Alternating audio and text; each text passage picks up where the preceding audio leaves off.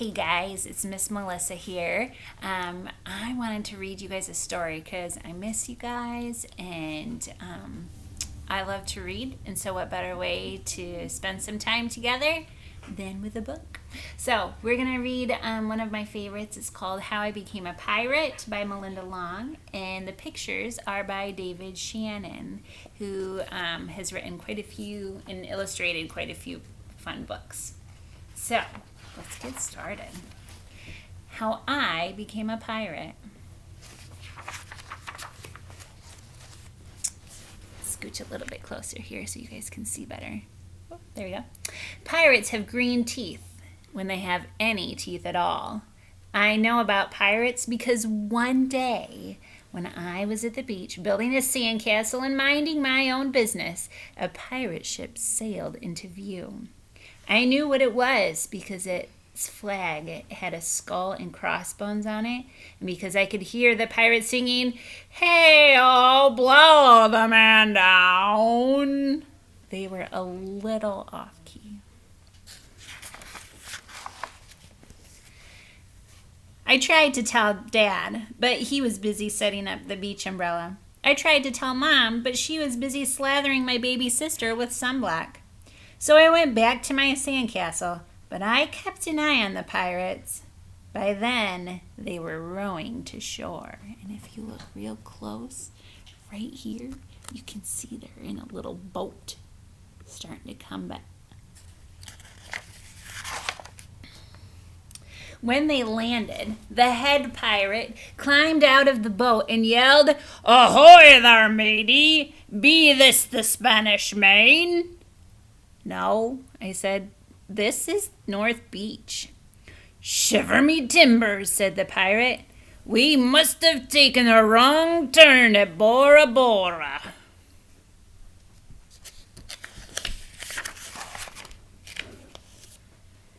He walked around my sandcastle. He looked at the moat and then yelled back to his crew, "He's a digger, he is, and a good one to boot." "A good one to boot," the others agreed. "What be your name, matey?" the head pirate asked. "Jeremy Jacobs, sir," I told him. "Well, Jeremy Jacob," he said, "you're a-looking at Braidbeard and his crew. We've been needing a digger like yourself. We've a chest of treasure to bury." "Aye, treasure!" the other shouted. "You're coming with us," Braidbeard told me. I didn't think Mom and Dad would mind, as long as I got back in time for soccer practice the next day. That's how I became a pirate.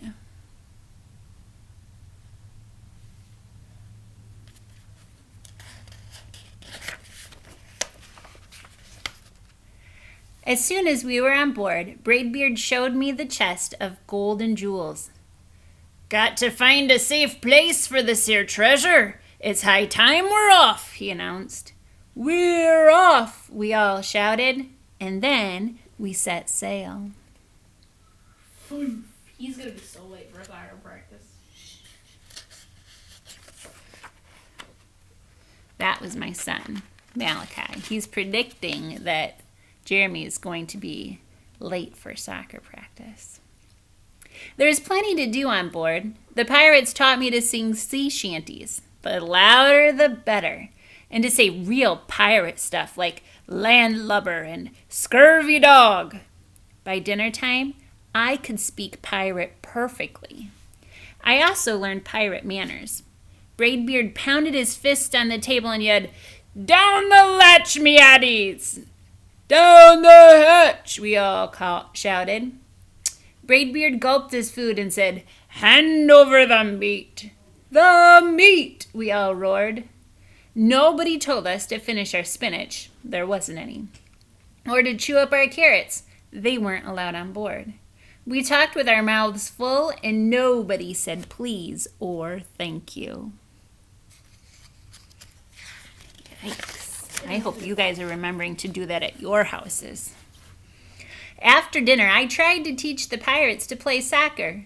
Braidbeard kicked the ball and yelled, "Our soccer! Our soccer!" the crew yelled. Then everybody dove for the ball at once, and it rolled right off the deck. "After it, me hearties!" Braidbeard commanded. "After it!" we all whispered. We fought over who would go get the ball, but it didn't matter anyway, because a shark came along and swallowed it in one gulp. So much for soccer.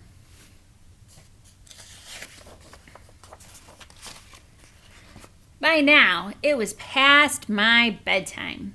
But nobody tells pirates to go to bed, to take a bath, or to brush their teeth.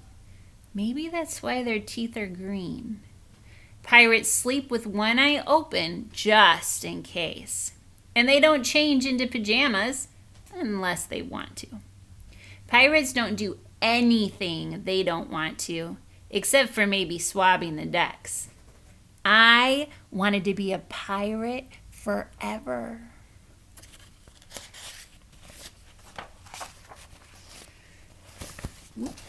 Sorry about that.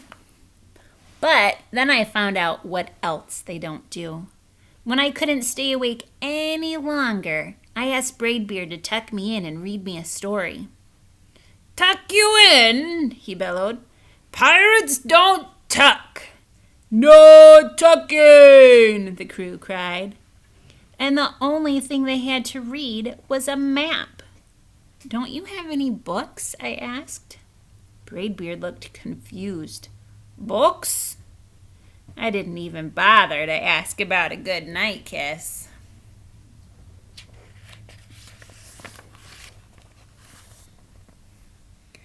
It wasn't easy to fall asleep without a story, but I was finally dozing off when a storm broke.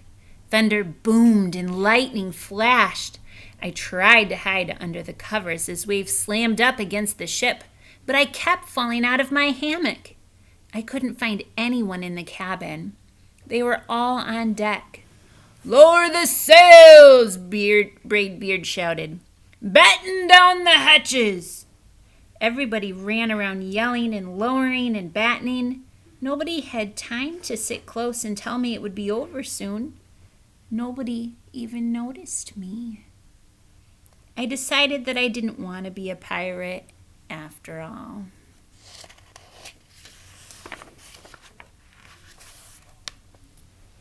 Just then, flash, crash, crack! Lightning hit the mast and split it right down the middle. "What do we do now?" yelled one of the pirates. "We'll have to turn back," called another. "But the treasure!" hollered Braidbeard. "Where will we bury the treasure?" I stepped forward. "Maybe I can help," I shouted over the wind. "I think I know the perfect digging spot."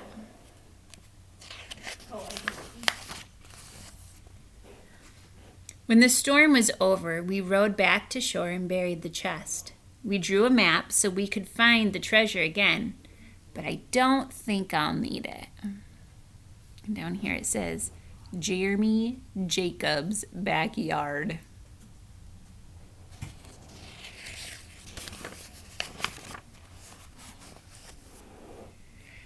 After that, the pirates repaired the ship and got ready to set sail.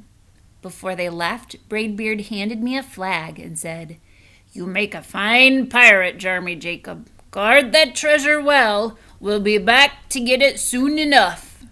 "Soon enough," the crew repeated. "And if you ever need us," Braidbeard added, "just run the Jolly Roger up yonder pole." "Up yonder pole," the other shouted. "And maybe I will, but not today." I have soccer practice. And right here you can tell he's on the Pirates team. And that is the end of how I became a pirate. I hope that you guys can find some fun things to do and use your imagination just like Jeremy Jacob did, and you do lots of pretending, and hopefully we will hear from you guys soon. See you later. Bye.